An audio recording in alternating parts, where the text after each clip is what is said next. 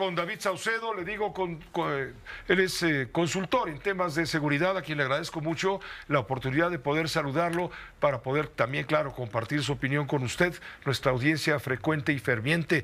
David, ¿cómo te va? Muy buenas tardes. ¿Qué tal, Pepe? Quiero saludarte a ti, la Victoria, a tus órdenes. Gracias, David. Pues, ¿cómo estás leyendo lo ocurrido en Tecpan? Este enfrentamiento entre los grupos de Nueva Generación, Grupo Nueva Generación o Guardia Nueva Generación y el grupo de los Granados, por un lado, y lo que sucedió ayer en Acámbaro y en Jerecuaro, en Guanajuato, donde estallaron dos coches bomba, donde hay enfrentamiento también de otros dos grupos delincuenciales que bueno, están peleando la plaza.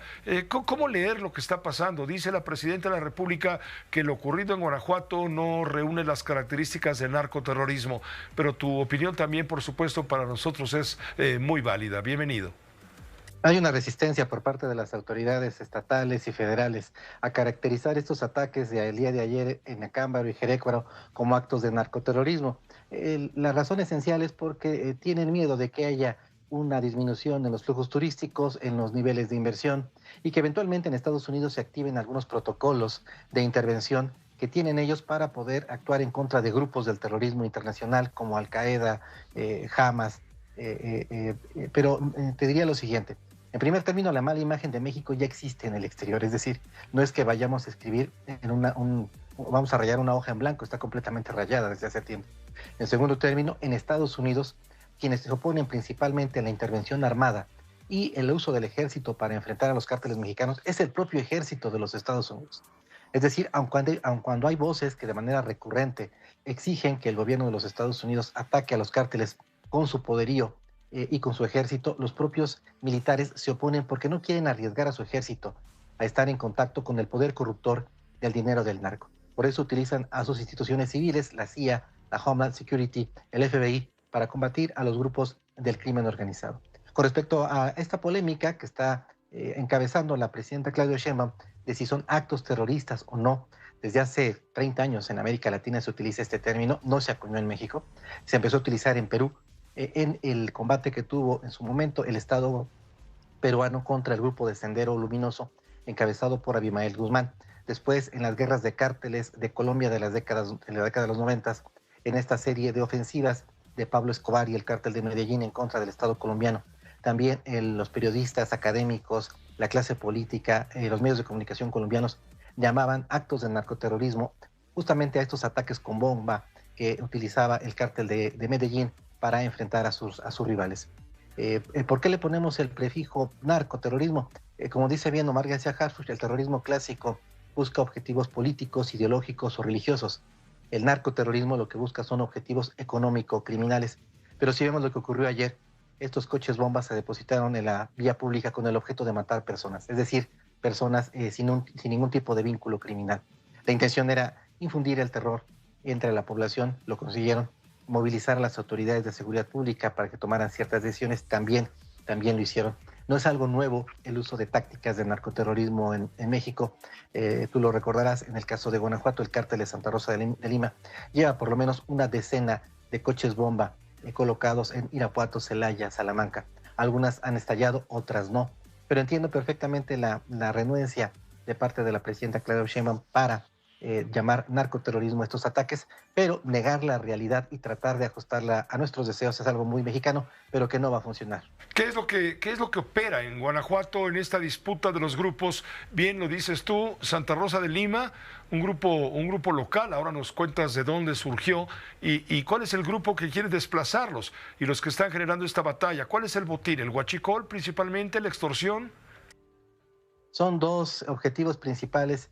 Primero, la venta de drogas al menudeo. Junto con Veracruz, Guanajuato es el estado del país que tiene el mayor número de ciudades medias, que en efecto tiene un alto consumo de drogas ilícitas. Y segundo, las rutas de trasiego a los Estados Unidos.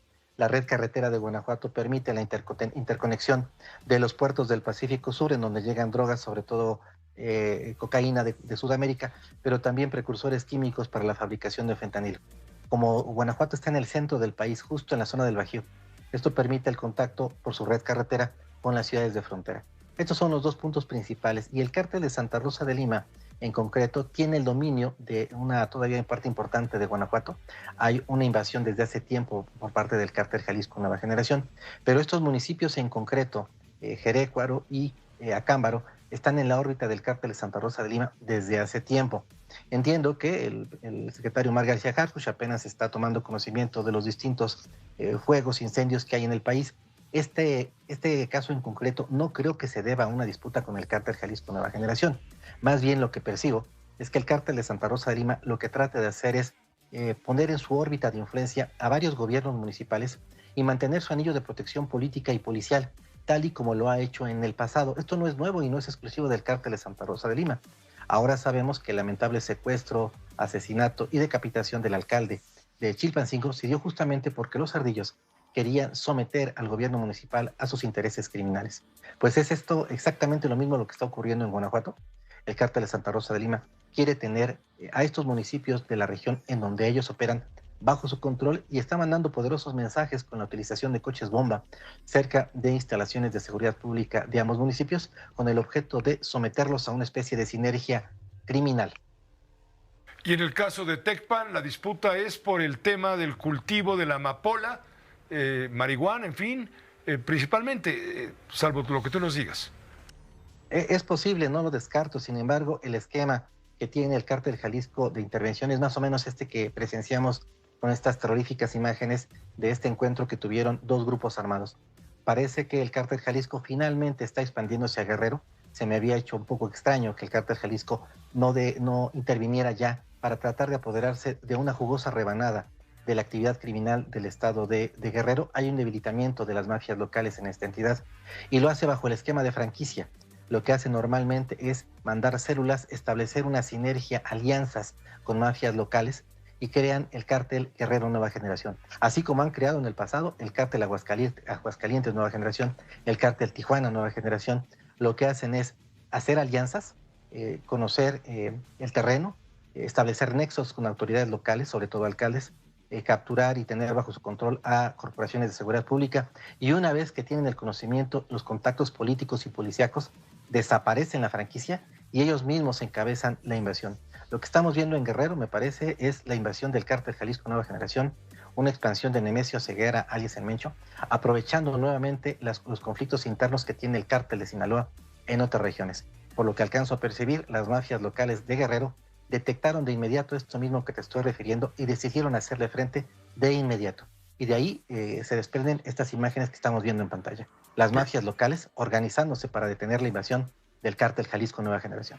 Te agradezco muchísimo, te agradezco, David Saucedo, el que nos pongas al tanto de esta perspectiva, esta visión, digamos, contextual y además, digamos, de todo el bosque, porque pues estamos viendo que toma posesión Claudia Sheinbaum, va a cumplir 3 semanas en el poder, todavía no llega al mes y está recibiendo saludos muy violentos. Creo que no deben ser respondidos con abrazos, ¿o tú qué opinas? Definitivamente me parece, coincido con tu apreciación, lo que vemos es que el crimen organizado en distintas regiones del país, en Tapachula, en Guanajuato, en Guerrero, en Michoacán, está mandándole un mensaje muy poderoso al gobierno federal en el sentido de que son ellos los que tienen el control de territorios completos del país y que sin importar cuáles son las buenas intenciones o los nuevos planes en materia de seguridad, pues parece que no están haciendo mella en la dinámica del crimen organizado. Por lo pronto, la guerra de cárteles que hay en todo el país está en manos de los varones de la droga. Muchas gracias, David Saucedo. Gusto en saludarte. Te mando un abrazo, Pepe. Hasta luego. Un abrazo muy fuerte. Gracias, David Saucedo, experto en temas de seguridad.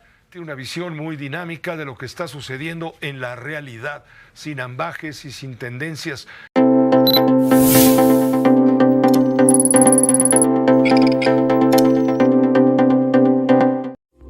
Esta fue una producción de Grupo Fórmula. Encuentra más contenido como este en radioformula.mx.